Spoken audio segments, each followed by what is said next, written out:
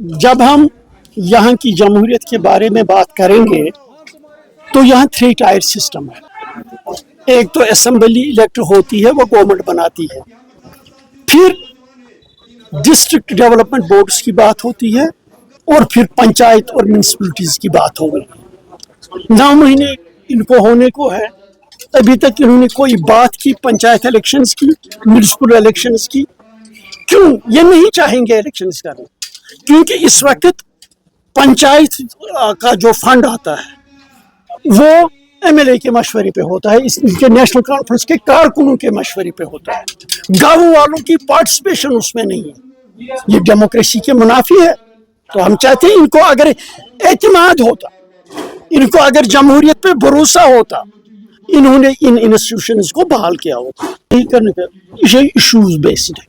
इन्होंने जो वादे किए, इन्होंने ये जो मैनिफेस्टो दिया, खुद लोगों से पूछिए कौन सी बात इन्होंने की। मसलन पहले मैं इनको मैनिफेस्टो में यही बात बताऊं, इन्होंने कहा हम स्टेट लाएंगे, स्टेटहुड लाएंगे।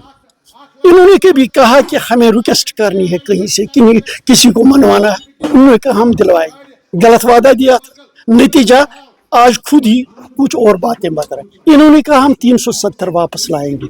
जो ही हुकूमत बनाई, कहा ये कैसे मुमकिन है, जब तक मरकज में ये सरकार है 370 वापस आ सकता है। खुद ही वादा खिलाफ है। इन्होंने कहा था 6 महीने में हम 1 लाख नौकरियां दे देंगे। आज 9 महीने हो गए तो कितने लोगों को रोजगार मिला, कितनी एडवर्टाइजमेंट मिली, खुद ही तो बता। यही इन्होंने कहा था मिनरल पॉलिसी, जो रेत बाजरी पत्थरों का मसला है, कितनी प्रॉब्लमेटिक वो एरिया है, चंद लोगों ने इसको कब्जा कर रखा है। इसमें 9 महीने हो गए, क्या इसमें कोई फैसला ये लेते?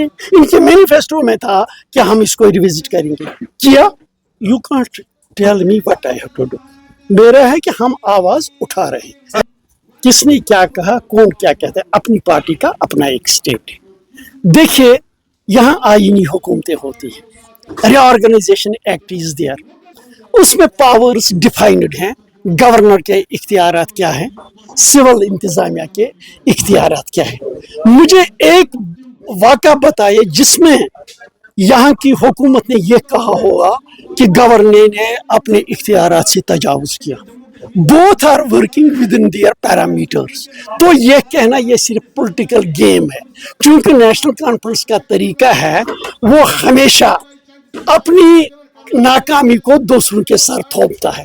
और आज ये यही नारा देते हैं कि हमारे हाथ में कुछ नहीं। अगर हाथ में कुछ नहीं तो फिर उस वक्त तो उमर साहब ने कहा था मैं इलेक्शन नहीं लड़ूंगा क्योंकि मैं गवर्नर के पीछे नहीं चलूंगा। फिर किसने उनको मजबूर किया, क्यों किया? He was knowing what are the powers of the government। पार्टियां बनती हैं, मजबूत हों, उसमें मुझे क्या करना। अच्छी बात है, हो जाए जितना हो जाए, अच्छी बात है।